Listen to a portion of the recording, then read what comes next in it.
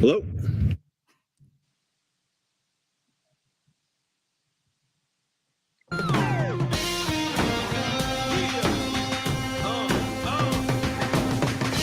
This is the Seahawkers podcast. We are live. We are on YouTube, and it is schedule release day. See, I'm wearing my dress flannel. Adam's wearing his dress hoodie. It's a special occasion. Here we are. We're talking schedule release. Adam, I'm fired up. I bet you are. And I'm fired up for you being fired up. That sounds great for you. I'm really excited. At least that's at least you can at least support my fired upness. And maybe someone who can support my fired upness even more is our good buddy Clinton Bonner. Clinton, welcome on. What's up, fellas? I am fired up. I'm coming in hot from a Little League softball game where I was doing the PA announcing and just rumbling, stumbling, bumbling, grabbing a beer, and I'm ready to see what our schedule's all like, fellas. What do we got? What's cooking? Well, we're still awaiting all of the releases of this, but we do have 3 games to talk about. 3 games announced ahead of the official release time of 5 o'clock Pacific. And gentlemen, the first game on this list, the Seahawks, Week 1, Monday Night Football. They are going up against the Russell Wilson-led Denver Broncos, and it's going to be at home in Lumen Field. Yeah, so both you guys know, and I'm sure all the listeners know, that I don't get too fired up about the schedule one way or the other. I think it's you play who you play when you play them. There's going to be a zillion variables and all that. But with that said, this is one of the first times where the schedule has come out, or at least this first week matchup, and I've been like, fuck you, the league. Right. Fuck you. Like, for reals. Doesn't it feel like a massive FU? Like them doing this on week 1? Oh, big time. I do. I think it's the trolliest job of trolling. I feel it's the NFL trolling on Seattle with this one. I really do. It's just, and I took that personally. Let's put it that way, man. I didn't know that was happening. I just walked into it and my mouth was agape. I'm like, really? That's how you're going to do us? Yeah. That's how it feels. I love this so much, though. Of all the weeks that I would prefer to face Russ, not week 1. Week 1 at home. No. 100% disagree. Absolutely. 100% disagree. That is the last time I'd want to face Russ. No. Wow. Like, okay, let me count the ways. All right. So let's just say from a fan perspective here. You couldn't give me 3-4 weeks of seeing highlights of Russ and catching, a quarter of him playing for the Broncos and just, kind of digest seeing him in the new uniform and all of that and kind of accept this new reality now that it's like genuinely upon us, right? At the beginning of the season and all that. I would have appreciated that because it's a giant gut punch that week 1 out of the gate, he's going to come trotting out onto our field in that uni. Like, that is such an emotional FU. Secondly, the idea of facing Russ early in the season, especially, think back to week 1 last year. That might have been the best offensive showing we had the entire year against the Colts. Russ traditionally starts really hot, really early. So if the league really wants to make sure Russ works and to really stick it to Seattle and show everybody that Pete Carroll's philosophy of playing offense is outdated and everything, sure. Put him out there week 1 against Seattle in Seattle. And on top of that, with a team with so much turnover that we have this year, I would have loved to see Russ week 11. Have a few weeks to get things kind of put together, find your way that you're going to play that year, and have a style about you, and then also start to hit Russ when the wheels start to come off. So. Yeah, this feels like an enormous FU. I hate it. This is great because it's a rookie coach going on the road with a brand new quarterback for the first time. Now, they're going to have the preseason to try and get things together, but I personally would rather face this week 1, and I don't think you're going to be able to talk me out of it. Now, I can understand it from the league's perspective and why you might feel that way in terms of taking it personally, but it's good marketing for them, for one. to have Russell Wilson going to face his first, his former team in the very first week of the season on the first night of Monday Night Football. You got Troy Aikman, Joe Buck doing Monday Night Football for the first time. And I mean, if that doesn't give you a reason to want to be there at the game, just so you don't have to listen to Troy and Joe on your television, I think we can just pile in so many Seahawks fans at this game, make all kinds of noise, and just make this game hell for Russ. I like it, man. I still don't like it. And I think, maybe the rip the Band-Aid off type thing is that's where I thought you were going to go. No, I still hate it. And I think it's just going to be, number one, it's like, I think our team's going to take a couple of weeks to get going. It's going to be like when the Roadrunner is kind of just moving, but they're not really moving yet. I don't expect our team to come out from Jump Street and be like just prime time ready this year because of all the factors. I think this is going to be a Pete Carroll team. We turn the second half of the season and we're somehow hanging into things potentially. Like we got a line of sight to maybe do something this year. Maybe. I don't see it week one. So that's another reason I hate this. Right. And I definitely think it's just, I can't get rid of the idea that this is just the NFL's way of making Coach Carroll and team look bad. Also, are they doing the double dip Monday night game? Is this the late Monday night game? Are we getting that this year, or is this a regular?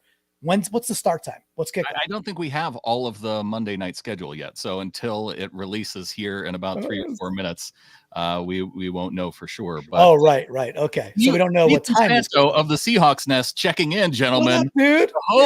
The hose will be unleashed. Do you not have faith in the hose of Drew Lock in week one?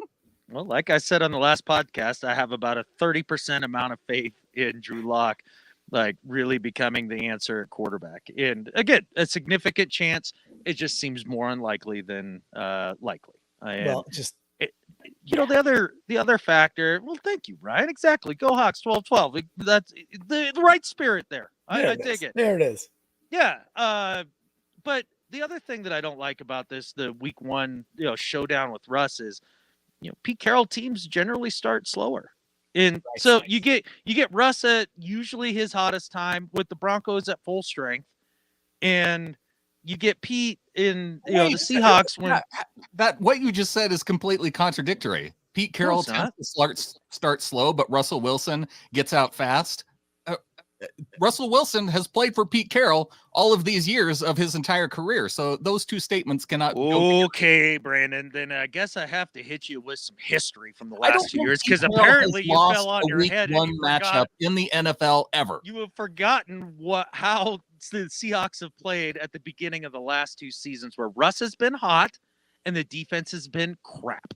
That's how it's happened the last 2 years, and you can't deny it. Those are facts, and they're indisputable. The last 2 years, yeah. But I do want to ask, though, did I see something come across the wire today that Jerry Jeudy got into some hot water? Was that? I saw those pranks everywhere, and I was out and about the last 3 hours of my life. But did Jeudy get in some legalese? He was arrested by the county police there, and there's not a whole lot of information, but it was a domestic violence related issue. Okay, I'm not going to hope for anything except for the fact that we talk about full strength. I let's hope that Jeudy, whatever, don't be there week one. Take the week off one way or the other. But Nathan does have a point that Drew Lock is that the eggplant himself will be motivated in some ways, right? And Noah Fant. I could probably come around to this, and I'm sure I'll get fired up for it. But my gut was my gut. I was with Adam. This has been being done dirty by the NFL, man. That's the best way to start out the season. You get to win week one, and then you start the Broncos on their 0-17 let's ride curse type schedule. We get to kick off the let's ride curse in Seattle. I'd have rather played them in week 11, like I said, with the ability to knock them out of the playoffs early, because the let's ride curse has been kicking their ass all the beginning of the season too. Nice. Well, we got some other great comments in here too about the there you go. You got Chris Boucher weighing in there as well. I mean, it is the die is cast now, so there's nothing. It's like when you get the first round pick, it's like, all right, that's our guy, right? So away we go. We can get fired up about this about this game. But man, oh man, I hope I'm on the East Coast. I already heard they're doing 2 Monday Night Football games on the second week. That got leaked. Right. And they're kind of staggered. So it's the NFL. They ain't dumb. Like you said, they're good at marketing. This is a smart marketing play. I can almost guarantee you this is the late show. So anyway. That's the 5:15 Pacific. So that would make it that's not bad. 8:15 That's regular. time, East Coast. That's So all right. yeah. All right. There we have it up there. And then week 2, the Seahawks go on the road for the first time, and they take on the division rival San Francisco 49ers. Who knows who's going to be? We may not know who's playing quarterback for the Seahawks by week 2. And that would go for the 49ers as well. Well, we know who's going to be playing quarterback. It will be Trey Lance. It's just that he might still be struggling mightily. In fact, I'd bet on it. This could be a great get right game after having Russ come in and, because he's going to be fired up for that game and everything. I feel like you're chalking up this as a loss for the Seahawks. You better start chalking up a bunch of weeks as losses this year. Get fucking used to it, dude. Like this is the way. This is what we're doing.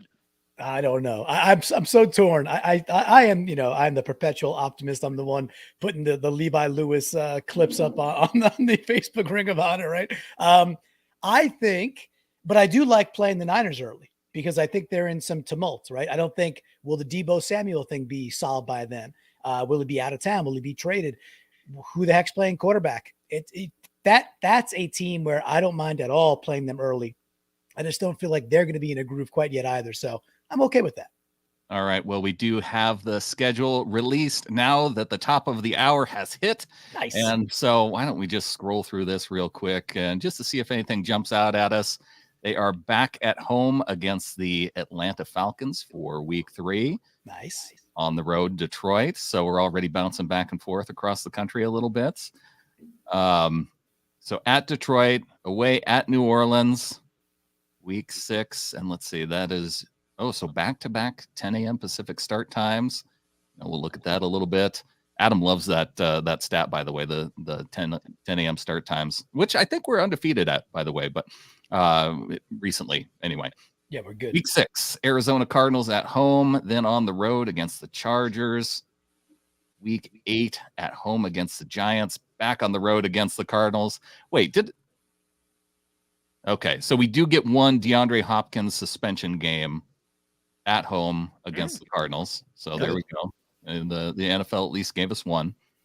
Then the Germany game, which is it doesn't say at Tampa Bay, but that is a Tampa Bay home game technically. But I know Germany's going to help us sell out that game for mostly Seahawks fans. It'll be a de facto home game for Seattle. Week 11 bye. It was fun. I don't know if you guys saw the video of they had Will Dissly spreading the rumors around the facility that there was going to be no bye post the Germany game. That was kind of fun if you want to check that out. After the bye, we get the Raiders. So it's a home game. And then on the road at LA for week 13. Getting into December with that LA game. Week 14, Carolina Panthers at home against the 49ers. So back-to-back home games there in December. And then on the road against the Kansas City Chiefs, week 16, Christmas Eve. And then we have a New Year's Day game against the New York Jets. Wait, what is this week 18? They don't have an actual time yet. I'm sure they're leaving it in case of flexing the game. Sure. But usually they actually put a date and time in and then later flex it. So kind of I guess they're being more upfront this time. They probably should have just put next to the week 1, we're trying to screw you early. And then been honest about that too. Yeah, I mean, there's the schedule at this point in time with assuming all the teams are relatively healthy throughout the season. Looks like the first half of the schedule a little more favorable than the second half. Yeah, first half feels a little lighter for sure. And these are teams that Atlanta, I don't think is going to be very good this year. That roster just doesn't make a lot of sense right now. But Detroit's getting better, right? That's a better team.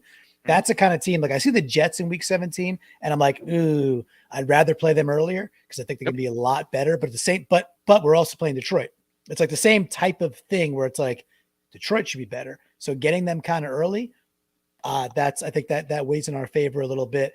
The end gauntlet there with at KC and then the Jets, who might be playing for something this year, and then the Rams, that ain't easy. I'd say the only kind of saving grace might be that Week 18 game. Let's say, hey, maybe we're on the verge of 10 wins, maybe, and getting into the playoffs. It is possible, right? At that point, the Rams might have this thing, the division wrapped up, their seed wrapped up. I know it's a lot to project, but that's not certainly it's probably a fairly strong possibility that Week 18 game doesn't matter for one of those teams or maybe both those teams, and that might be in our favor.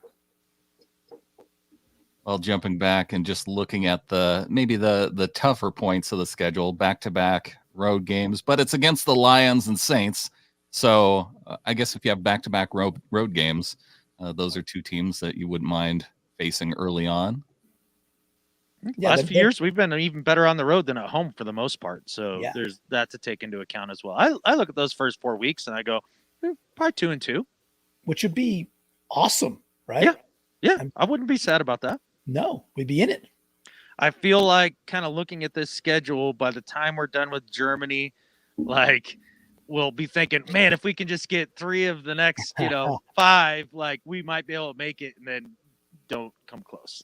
Well, 2-2 is awfully optimistic for a 4-win football team to get 2 wins right out of the gates, with everybody predicting us for 4 or 5 wins. That's very well. Again, people who forget their history who make that prediction, because Pete Carroll has never won less than 7 games since he's been the head coach of the Seahawks. Just saying. It's true. I don't know if that automatically makes the floor 7 wins for the Seahawks, but we can think that way. I think it does. I don't know. Overall, just the blush of this, I don't think it's. I'm reading Nathan's comment there too, but like I think it's pretty good. Like, just feels okay. Who knows how things are gonna ebb and flow throughout the year. But I also look at our division. Our division did not get better. It's not like it is not the AFC West. In my opinion, Cardinals got worse. Niners are in. I don't think the Niners are better. Rams, maybe. I mean, obviously they won the Super Bowl, so whatever. But I don't think they got better. Losing Whitworth and losing OBJ and other players, we shall see. They've been able to retool, obviously, pretty nicely. And I don't think did Von Miller walk also after the year? Is he also gone now? He's in Buffalo now. Okay. Oh, that's right. He went to Buffalo. So, I think the division took a step back as a whole, and that includes us. So, okay, that might put a win or 2 in our column. So I'm bullish, boys. Any idea what's the Vegas? Does somebody out there, anybody watching, what's the Vegas line for over under for what's Vegas saying? My guess is that they're setting it at 5.5. That's my guess. That would be a decent guess. Yeah, let's see if the chat weighs in on that. I am curious now that Ryan posted this. I don't think I called out any of the primetime games as I went. Oh yeah, let's do that too. Good call. We did have the Monday night game to start with. Is that going to be the only primetime? It's the only primetime game in the first half of the schedule.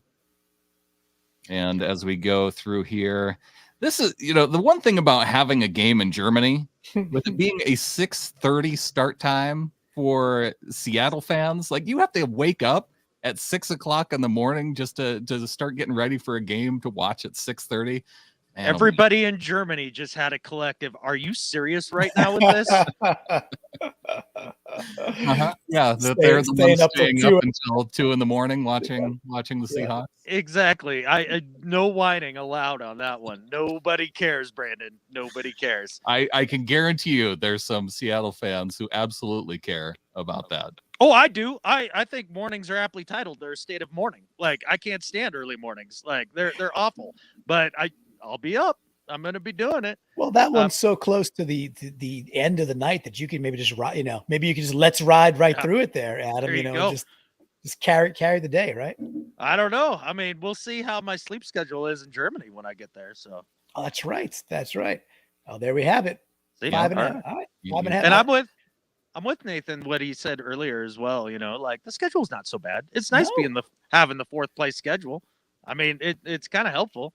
And yeah, this team will be perfectly aight. There's no doubt about it. But to your point about the division, Clinton, I think you're spot on there because you think about the Cardinals. I mean, that's a franchise that's in a lot of turmoil right now. I mean, they're not going to give Kyler money before this season. I don't think it's going to happen. And if he's not happy and D-Hop is suspended for 6 games and all of that drama that's going to come with that, I think that's going to be difficult for them. And I'm not sure Kingsbury is a strong leader to kind of pull them through that. Then if the Niners hold the form, they'll have a big step back year this year, probably a zillion injuries, and win 4 games like they do after they have a successful year. They'll do that for 2-3 years. So there's a real chance that the Seahawks could be in second place in this division at the end of the end of this year. Yeah, I agree. And hey, we got Aaron saying that we lost some audio, but not sure that's a natural fact. So Brandon, if you know what's up there. If anybody else is not hearing us, you can chime in. But looking down the schedule, we see week 15 is the Thursday night matchup with the San Francisco 49ers. Okay. That's a, an annual at this point that we either get, in the best years that was like a Sunday night game, right? And there was some classics. All good. I'm actually looking a little more forward to Thursday night. Thursday night football in the last like 2.5 years or so, maybe 3, has become a lot better. Just more competitive game, just a better watch. It was like the London games for a couple of years there. Like every game was dreadfully bad for a couple of years. They stepped that up. They got a better crew this year as well. So that'll be kind of fun. And the rumor is that Sherman is going to be joining that broadcast, right? That's the hot rumor that he'll be on the Amazon broadcast. So that's kind of actually that alone, Sherman on a Seahawks Niners Thursday night game. Ooh, that's a good watching. I do like that. Yeah. And so as it stands right now, the only 2 primetime games would be the week 1 opener and the week 15 Thursday night game. No other Sunday night games. No Sunday night games on the schedule. Yeah, we'll see. Yeah. Week 18 against the Rams when we're playing for the division title. Love it. It's possible. I mean, it is in range. It's not that, it's completely ludicrous to think that. But, I mean, realistically speaking, I mean, again, I kind of hover around that 7-win total. That seems to be just about right to me this year, and would be just fine with it. So you're taking the over. You're taking the take the over 5.5. Yeah. Yeah, I like that over at this point. I think we scrap together at least 6 wins, and that'll win that bet, right? But also, do you guys think we're going to be, even if we went 6-11, right? It's a possibility with some high probability there that we're in that range. Okay. Do you think we get blown out a lot with this team, or do you think we lose? We lose 23-21. Like we just can't get over the hump a couple of times. Kind of the Geno games last year, right? Do you think we do a lot of that, and we're just like hemming and hawing, and the what ifs of what could have happened, or do you think we are in a cruising for a bruising where we have some like 40-10 wallops coming our way? I think there'll be 2 mollywompins in there. I do. But I think the vast majority of the games are going to be relatively tight if, and only if, Penny and Walker and possibly even Carson have that run game really clicking throughout the year. If they're able to run the ball effectively and consistently, then there's going to be a lot of really close games, because I think that helps out the defense a ton. And with this transition, I'm hoping the defense would be a little better on top of that. But running the football is going to make a big difference on that. Balancing out the time of possession thing that we suffered from last year would be a huge step forward. And if they can do that, they're going to be in a lot of games. It's going to be tough, though, to overcome those close games without. I don't see either Geno or Drew being the comeback capable type quarterbacks that are routinely, like we're so used to when Russ has the ball with 2 minutes left to go, and it hasn't been that way in these last couple seasons. Right. But it's so many other times where you just got used to that okay, it's Russ's time now. He has the ball. We're going to go out and we're going to win this game. And I know they'll get a couple of those, I just don't know if they can get enough to. Well, like I said, if we're shooting for a 7-win season, then that probably works out correctly. Well, if you look at the schedule, like think about some of the quarterbacks that you're going to be up against in terms of clutchiness factor and trying to, win those close games. I mean, whether you're talking about Trey Lance or Sam Darnold or Marcus Mariota, I mean, geez Louise, you kind of go down the list there. Jared Goff, like, I mean, do you really believe in those guys so much more than Drew Lock or Geno Smith? Not really, to me. No. I mean, the Daniel Joneses are on there too. There's plenty of, and I think that's when we look at this schedule, it's just not. We had it last year too. That's why last year was so disappointing that we couldn't salvage some of the Geno games. Besides the Rams game, like we should have won some of those. We were going against bad quarterbacks, and we just couldn't pull it off. But yeah, this is, Herbert right there on the screen. He's the best quarterback on that screen by a long shot. I don't think Murray is definitely not top 8. I would argue he's a half a bad season away from really losing his path that he was on. We're not facing that many top flight quarterbacks. So and Nathan said it, with the style we play. And by the way, when you guys said whoever it was like Walker, Penny, and maybe a healthy Carson, I had some dramatic visions of King Ghidorah, the 3-headed dragon from Godzilla fame. Right.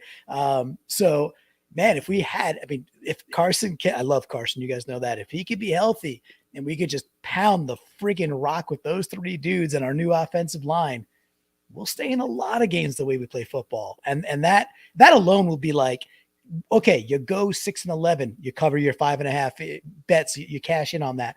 But week by week by week, we could be these kind of heart attack kids, which yes, you want to win, but you also, it's sports. You want to be entertained. This sets up to be a very, I think, entertaining schedule where we're going to be in a lot of these games. And I don't know, man, like freaking let's go. I'm again, let's get past week 1. I don't like week 1, but the rest of this schedule, I'm the only one that likes week 1. But we did say I felt like we did come to maybe a somewhat consensus on the 2-2 for the first quarter of the schedule, those first 4 games. When you look at what's up on the screen here with week 5 through week 8, what are you thinking? 1-3, 2-2? Are you going 3-1? What's the consensus for this quarter? I think I would probably say 1-3, but there's a solid chance at 2-2 only because I'm not sure that I worry about the Saints a ton. I mean, if Winston really is the starting quarterback at that point in the season, I mean, I think that he's probably more likely late in the game to throw that pass than either Drew Lock or Geno, who have it in them. They definitely do. But Winston's on another level with that stuff. So, if he's in there, then I could see a late mistake and possibly taking that one. The Cardinals always seem to beat us at home. Yeah. I don't know why. And then the Chargers, I think, are super talented this year. They could easily win the AFC West this year. I mean, it's going to be. The Chargers have the Seahawks number for whatever reason too. Now maybe that was all Phillip Rivers, but maybe it's a Chargers thing. Right. And nobody knows what the freaking Giants are doing. I mean, maybe Daboll has a huge turnaround there and starts getting the best out of Jones and Saquon and, all those quote unquote weapons that people seem to think that they have. But I'm skeptical. Yeah. I'm feeling, 4-4-ish after these 8 games. And man, oh man, just thinking back at some of the Chargers games, they would just whoop us. Like they weren't close. The couple of times, and it'd be like always most times like in Seattle, and Rivers would just roll in our good years and just beat the pants off of us. Like just move up and down the field and make us look stupid. So I don't know if it's a Chargers thing. Now they left the way better city of San Diego. No offense to the LA folks out there, but man, come on, San Diego is way cooler. And maybe they've lost a little bit of that mojo, but Herbert is by far, I think, the best quarterback on this sheet right now. Yeah, whatever, dude. This is a factually incorrect statement because, for one, they play the 49ers in the first 4 games, and the Seahawks have the 49ers they have their number no matter what. So it's statistically impossible to start 0-4. It's not happening. I see. Clinton said, with all due respect to the LA people out there, I mean, all the LA people that are Seahawks fans, sure, all due respect. For the rest of them, yeah, no respect for all those people in LA. Yeah, LA. Yeah, I'm not a huge fan. There's a lot of great cities in this country. LA is not on my list. Let's put it that way. Thanks to Barry for coming in with the super yeah, chat. Barry. If Drew is starting, that means he beat out Gino, and Gino can get 6 minimum wins. I feel oddly optimistic. If the offense can develop a chemistry between the quarterback and wide receiver with the line doing its job, that equals, again, I think Adam is onto something with the 7-win floor. I think that is maybe with Gino at quarterback, but I'd say the floor is like 4. Okay. Yeah, I'm just saying it's most likely that it's going to be about 7. That'd be my prediction. I just look at some of these teams that we're playing, man. Like, we have a lot. I know we have a quarterback conundrum, and we haven't had that in a decade. That's fine and fair and all of that. I forget who it was in the Ring of Honor today that posted Russ's stats from 2013. Now, I'm not dumb. I realize we don't have a legendary defensive squad right here. This is not the 2013 Seahawks. With that, though, Russ's stats in 2013 were, 26 touchdowns, 9 interceptions, 3,600 or so yards throwing the ball, like around there, right? And of course, he was really good. He was growing into who he was, perfectly cromulent for year number 2 there, and we got the chip. But the point is, could a Drew Lock do that? Why not? Why can't he do that? Why can't he be a little better than that? He probably can be. Well, as far as the defense, hold on, Jason doubling down. I'm watching the comments, and I can't let this go past. Doubling down on the 0-4 and saying 0-6. Go 0-8, Jason. Go 0-8. Piss him off more. I want to see it. Let's go. If all of you trolls in the chat room on the video Jason's right now just want to start Jason's throwing not out, a troll. No, they are. If they're saying that the Seahawks have 0 wins through, I will accept 0 wins through the first 1 week. Week one. Yeah, we talked about the 49ers week 2. I will not accept it. It's not happening. The Seahawks are not losing to the San Francisco 49ers. Okay, continue with your point, Adam. Well, if the defense, if we're talking about that in comparison to 13, you're like, I know it's not the young Legion of Boom and all that stuff and everything. And sure, I mean, that's what we know right now. But if you think back to 2012, like as they were trying to build those pieces, it felt like there were some of those young pieces there by the end of that season. You were like, oh, wait a second. This is a defense on the come up. And I feel like that's how we're going to look at this defense at the end of this season specifically. And I think this is kind of the crux of whether or not it goes successfully this year. If they hit on Mafe and if they hit on Nwosu, to pair that with Taylor, and you have 3 bona fide pass rushers that can disrupt the quarterback, I really think, Trey Brown and Kobe Bryant and, all those guys, they can play well in the secondary, and especially with our safety tandem, of course. And this could end up being a tough defense. Yeah, healthy safety tandem is going to be key for that defensive back group, and healthy corners too. Shoot. Well, and imagine if they unleash Adams a little bit in the pass rush once again. Right. I'm banking on that. By the way, that aspect of year 1 with Adams, he does what he does, and it wasn't just the sacks. It was also like racking up tackles for losses because he's around the line of scrimmage, and then they just kind of just say, okay, well, that worked all too well. Let's never do that again, year 2. And that just didn't sit right. And I realized it seemed to me like they kind of went into a bit of a defensive shell with him.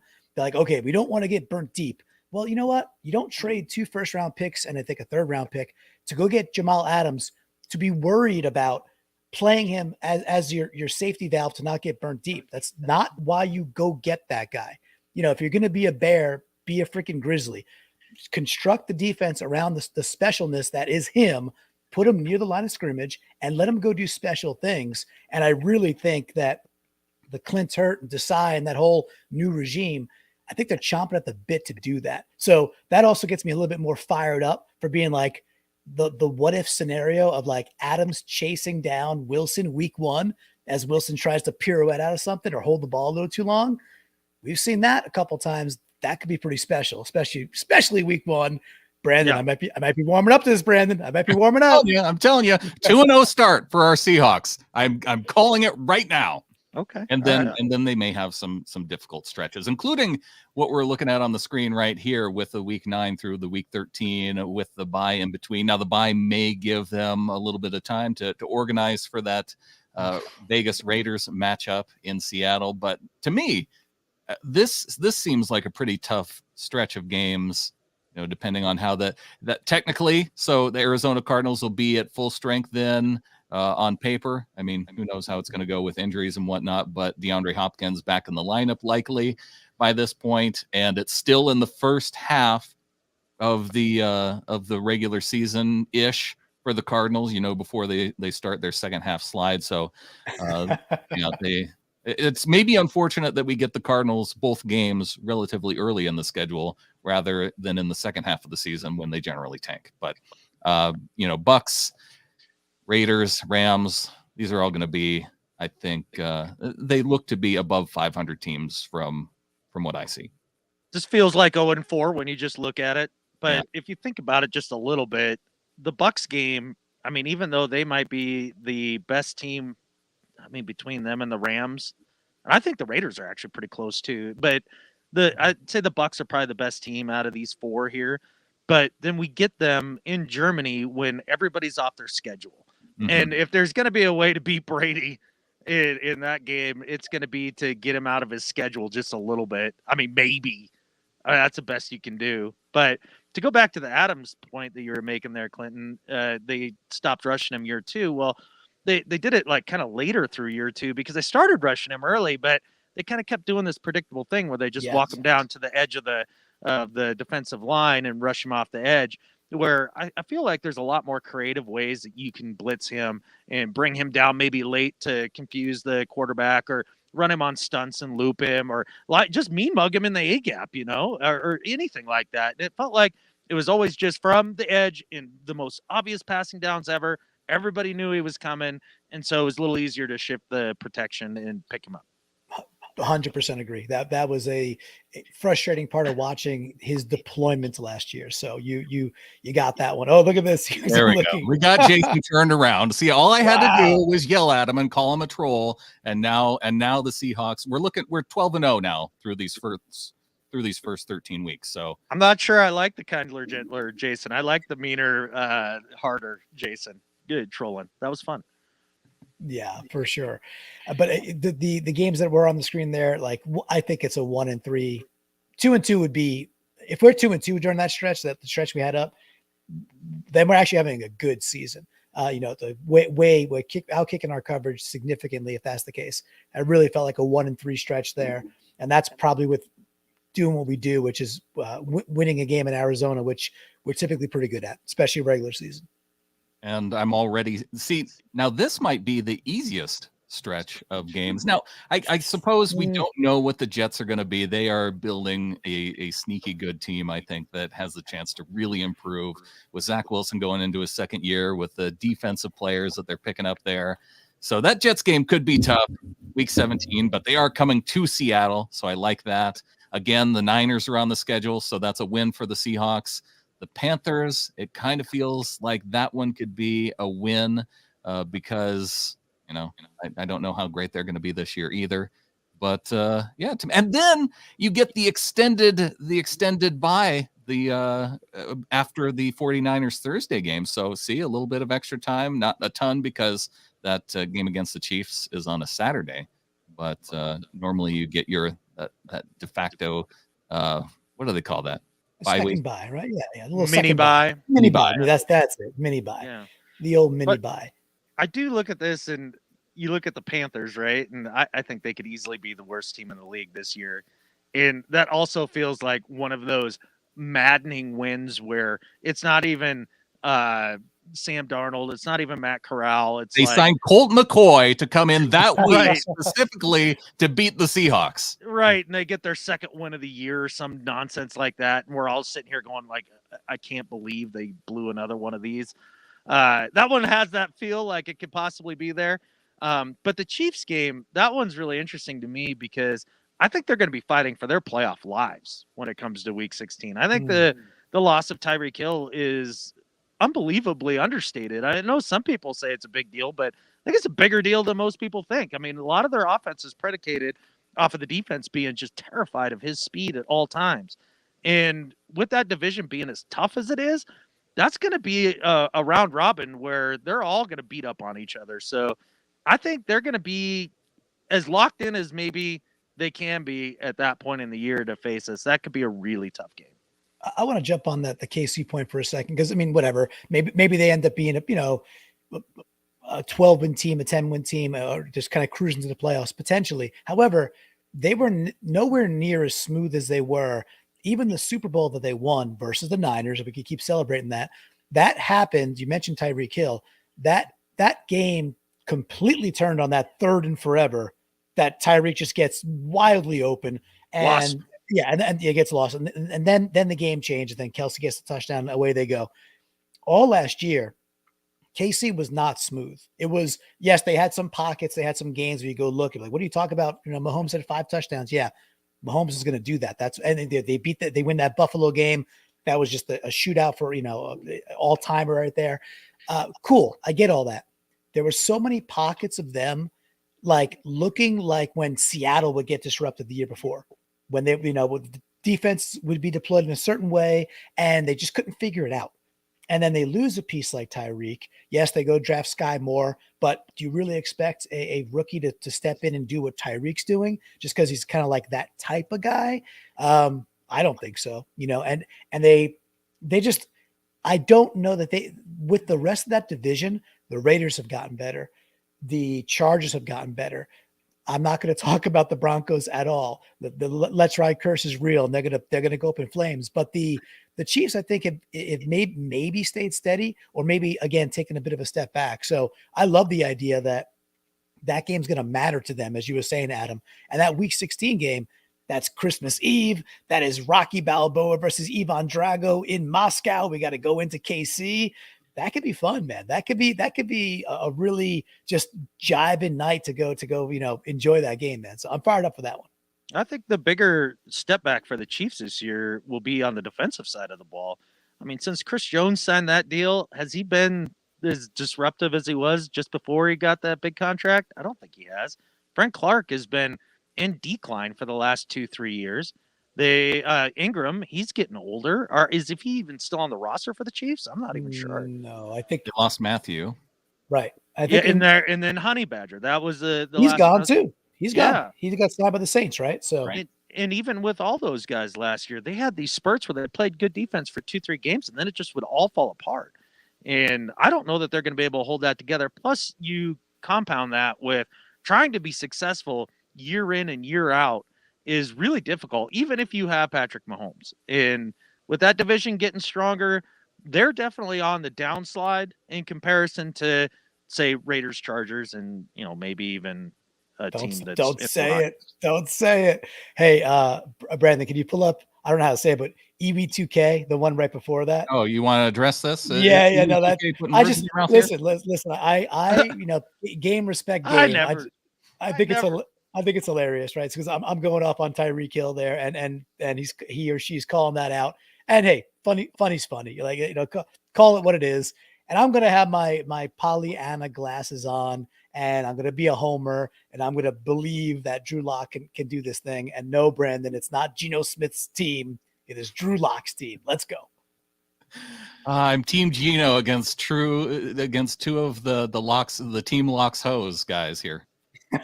Oh, I don't know. I see it honestly to be super even, that competition. All right. Because I mean, Geno does have the experience. Pete seems to like him. I think he can game manage a little better than Drew.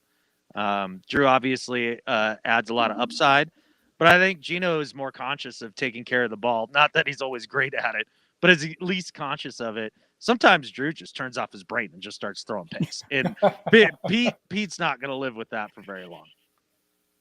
Yeah, see, Blue Thunder here tuning in late, but agreeing with you with regard to Drew. But look, Blue Thunder, if you are just now tuning in, I think you are not looking at the fact that the Seahawks, they didn't remove the San Francisco 49ers from the Seahawks schedule this year. The NFL, they played it chalk in terms of having the NFC West opponents facing each other twice throughout the season. And so the Seahawks still do play the 49ers twice, which means the Seahawks will have 2 wins this season, at least. That's the floor. It's a low floor. I'd say the floor is 4 games. They're going to be a competitive team. Like, that's something that will occur. It's not going to be wins. I see 7 wins as we go down this schedule, and I'm not going to 18 because I'm looking through the first 17 weeks. I'm going to go 7-10 as I'm looking at it right here. Adam. It's not a bad guess. I mean, yeah, I'd say about 7-10. I'd say our best case scenario this season, if I'm being honest, is like 9-8. Best case. Yeah.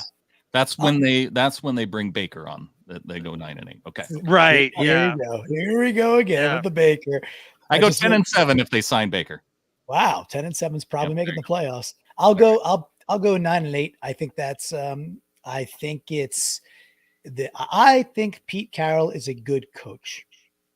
Period. I think he knows how to run a football team that can play a style of football that wins close football games. He's done it before. We have running backs. We have a revamped offensive line. We've been talking about the sneaky good defense now for weeks on end. I think this team surprises to the upside and wins 9 games and is competitive and still like in it to make the playoffs come like week 17, week 18, which for this kind of year, I'm not sure you could ask for more at this point. Sven has 8-9 down, but it admittedly is an optimist. And if that's optimistic, Sojin's in at 9-8. I like that one. I like the optimism. I don't like the 0 wins, although, you know, if we do go winless through the season, Pete Carroll's not going winless, but if we do, then I'll celebrate the fact that we have the 2 top picks in the draft, with the Broncos going 1-16. And if we go 0-17, then we have the 2 top picks in the 2023 NFL draft. That'll be all right. That'll be okay. Yeah, good, Adam. You do it. Oh, I mean, even if they're not, I mean, they've got the draft capital to move around the board however they want next year to get that quarterback that we're all hoping that they do. But, you know, as far as the optimism, I don't know that 7, 8, 9 wins is like this crazy amount of optimism. I mean, and I understand we're all homers, and I get that. But at the end of the day, too, this wasn't a trash roster when Russ left, as much as the media would like to proclaim it as one. And I think they can find a way to be more consistent, especially when you're not taking 16-yard sacks every third drive and just killing a possession. Yeah. I just round the horn, right? Quickly, just answer with your gut instinct. Do we have good wide receivers? Yes. Do we have a good tight end or group? 2, yeah. Right. Do we have good running backs? Yes. How's our offensive line? Improved. Okay. Could be iffy if you're starting 2 rookies at tackle. That could be a totally problem. Totally could be. You know, it might be some sincere growing pains. Absolutely, definitely possible. But you know, that's a pretty good offensive team out there, man. Minus quarterback, that's a pretty decent offense. But it's minus the most important of all the offensive positions. I'm not wearing rose-colored goggles here, man. But the point being is, it's not like either of those dudes who could potentially be the starter are like dudes who would be scrapping in the USFL right now. They're not that. They can be average NFL quarterbacks or potentially better. You know, maybe a little subpar. But are these 2 dudes just as good as like Marcus Mariota? Like, Sure. I think they are. And the other, to further your point here, Clinton, if you look back towards the Geno starts, if he would have had the Rashad Penny of those last few weeks and had the support of that run game, don't you think you win a lot more of those games? I mean, think of how close the Steelers game was, you know, and on down the list. I mean, Geno was right there. Now, he made the big mistake at the end in a lot of those, but if you're handing the ball off to Penny and he's ripping off a 25-yarder to close out a game instead, takes the ball out of his hands, and now you're not making those mistakes. I mean, Geno can be a 500 quarterback in this league, 100%.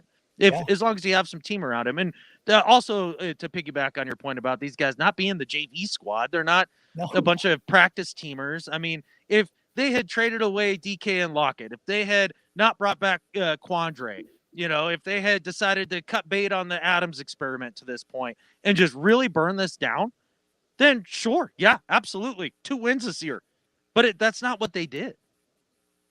Yeah, it gives you room for some optimism. So really want to thank everybody for tuning in to tonight's schedule release show. We're going to have more for you coming up over the next few weeks as well, especially as we have a chance to maybe digest this a little bit more. But I wanted to get everybody on here just so we could react to it live and have a little fun. So appreciate everybody who came in through the chat.